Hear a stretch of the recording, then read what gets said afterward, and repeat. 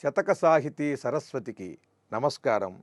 నీ పాదాబ్జములు మహోదరమును నీ కేల్జతల్ తొండమున్ పాపాటోపమడంచు దంతము శుభప్రారంభముల్ నేత్రముల్ నీ ఫాలంబును శూర్పకర్ణయుగమున్ నిశేష దీప్తిచ్చటాటాపోజన్మకుటంబు చూడదగు గుట్టుందెల్పు విఘ్నేశ్వరా.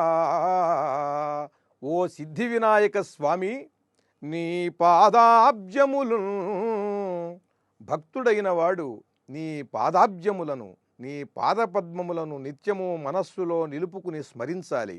స్మరించినట్లయితే వానికి తెలియవలసినటువంటి విషయం తెలుస్తుంది.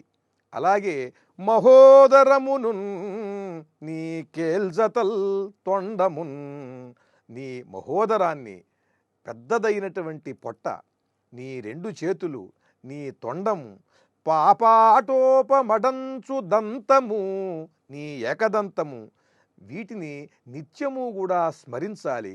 శుభప్రారంభముల్ నేత్రముల్, సకల శుభములకు కూడా ప్రారంభము ఎక్కడంటే నీ నేత్రముల నుండి.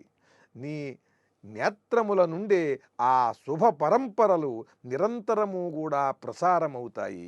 అటువంటి శుభ ప్రారంభములు కలిగినటువంటి నీ నేత్రములను స్మరించాలి.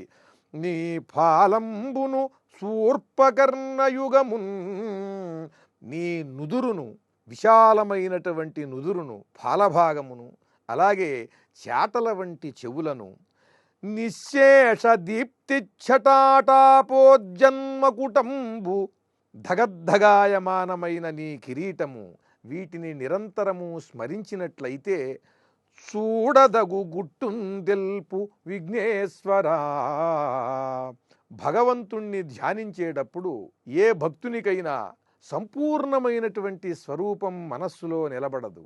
ఆయన పాదపద్మములు, ఆయన కన్నులు, ఆయన అభయహస్తము, ఆయన ధరించినటువంటి ఆయుధములు, ఆయన ధరించినటువంటి ఆభరణములు, ఇవి మొట్టమొదట సాధనలో కనిపిస్తాయని చెబుతారు. ఆ తరువాత నెమ్మది నెమ్మదిగా ధ్యానంలో గొప్ప స్థాయిని కలుగుతున్న కొద్దీ కూడా ఈ సంపూర్ణమైనటువంటి స్వరూపం దర్శనమవుతుంది. ఈ చర్మ చక్షువులతో మాత్రమే కాకుండా మనోనేత్రంతో కూడా ఆ పరమాత్మను సంపూర్ణంగా ఎవరూ భావన చేసి మనస్సులో నిలబెట్టుకోలేరు, కనీసం చూడలేరు. కనుక మెల్లమెల్లగా ఆయన పాదపద్మములను, ఆయన శుభప్రదమైనటువంటి నేత్రములను, చిరునవ్వును, ఆయన తొండమును, ఆయన ఏకదంతమును, ఆయన అభయహస్తమును, ఇలా ఒక్కటొక్కటిగా ఆయన సర్వావయవములను కూడా భావన చేస్తూ ఉన్నటువంటి స్థితిలో సాధకునకు ఏం జరుగుతుందంటే చూడదగు గుట్టుందెల్పు విఘ్నేశ్వరా. చూడదగినటువంటి గుట్టుట ఎంత చక్కని తెలుగు మాటలో చెప్పాడు. ఈ జన్మకి ఆనందకరమైనదేది, సుఖాన్నిచ్చేదేది, శాంతిని ప్రసాదించేదేది, అటువంటి పరమపదం మొట్టమొదట దర్శనం కావాలి. అది తాను చూడాలి. చూసిన తరువాత తదేక దృష్టితో, ఆ జ్ఞాన దృష్టితో సన్మార్గంలో సాగుతూ దాన్ని పొందుతాడు.